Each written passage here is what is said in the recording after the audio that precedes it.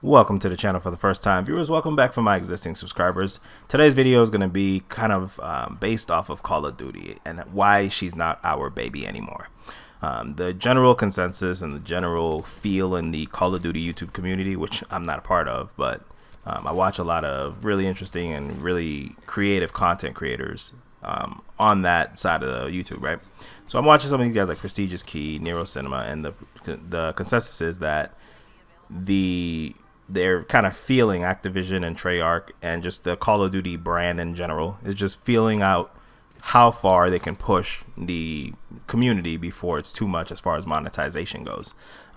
Black Ops 4, it's really hard to stomach. It's a really hard game to play because you're always reminded of these microtransactions.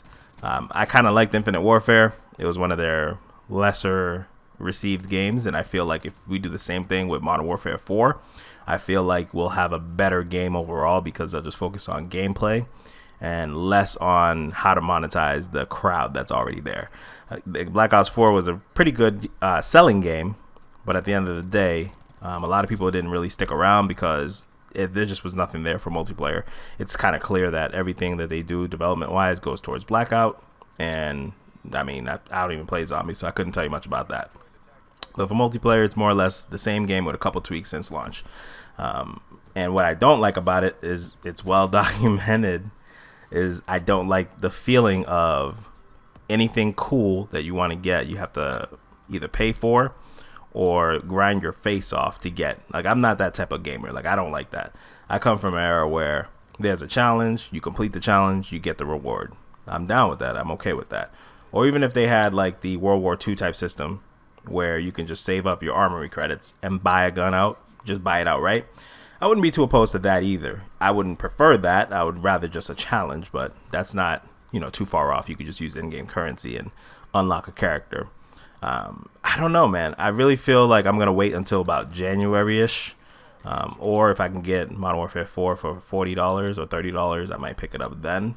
I'm not going to hop on right away because I feel like they're going to do the same thing they've done in the last couple of years, and that's sell the game in the beginning and then introduce the microtransaction systems and the really bad parts after Christmas. So lately, I think it was this one and World War II, they waited until the game was actually out in the market, in everybody's hands, reviews were out, and then they released a microtransaction system. So that's not really, I don't think that's good business.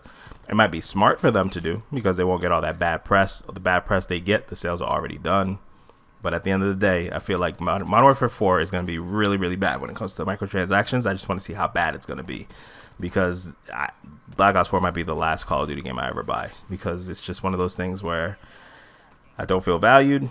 You don't get much for your the time you put in, and the time they expect is kind of crazy. I'm glad they cut the tier system down, but when they were expecting 100 hours every like 60 or 70 days, like that's crazy. The game was not that fun to demand that much playtime. Like, that's also why I got so deep into Siege, is because the game kind of lost its way in lieu of just all these microtransaction hopes and dreams where they could become the next Fortnite and just make like $324 million a month in just revenue from transactions in game.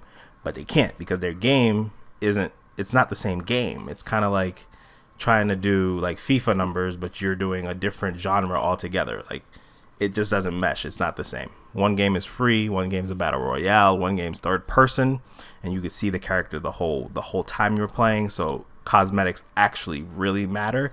I mean, even in a game like Rainbow Six Siege, cosmetics don't matter that much unless it's like your gun, and like I always say, like your gloves. It really doesn't matter, to be honest. But it's cool to say like I have this and I have this, and they give you calling cards, they give you a lot of different things. But let's say, for instance, an elite skin were to come out for Call of Duty, right? You'd either buy it for $8 and it's only for that one character, which is the same as Siege. But then you just know the way they would release it would be the weapon skin, the gun itself, the character like headgear, it would just be in segments, and then you'd have to unlock like 6 pieces to have a complete set, unless you wanted to buy it cash, or you just wouldn't be able to get it as an unlockable. You just only could buy it cash. You know what I mean? So I feel like that's just the way they prefer to do things instead of giving you like an actual store with a credit system And it's unfortunate because if they could go back to what it used to be, where you're playing the game to get something in game, like COD points, which used to be in game currency, not the type of currency that it is now. It used to be like actual like a little point system. Like Black Ops 1, you did a little contract, like take down 3 spy planes, and then you would get like 300 COD points. And with like 1,000 COD points, you can like buy an attachment. So it used to be like that. Now it's like you put in $10, you get like 1,000 COD points, and then you can buy stuff in the game. But I think that, to me, that's a stupid way to do it, because it just, I feel like you don't have any reward from that. Like, you just put your money in, and then you end up just playing the game, and it's pointless because some of the stuff that you can buy, you can't unlock. And because it's all by chance. You have to wait on these supply crates, or whatever they're called, reserves. You have to wait on reserves to unlock them. So at the end of the day, I think this is the end of the line for them. I feel a lot of people are starting to stand up and be sick and tired. And the early adopters, like I have a friend that stopped playing in around Black Ops 2. And he was like, the gameplay loop is whack. But now the gameplay loop is the same as it's ever been. Really, nothing has changed too much except some concepts. You know what I mean? Like, you had jetpacks before. It was the same Call of Duty. They took off jetpacks, went back to old school. They sped up the movement. They slowed down the movement. They added a slide. They took out a slide. You know, it's just more or less the same exact framework, but the ideas are a little bit different. But they're expecting the same results. Like, they're expecting the same high-end, high anticipation reaction from everybody. So that's my take on it, man. This is the end of the line for them.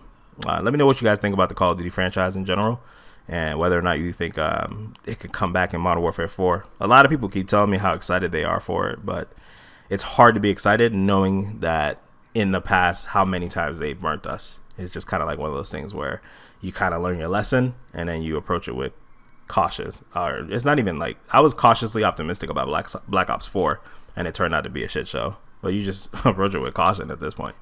So let me know. All right, you guys be easy. I'll catch you in the next video.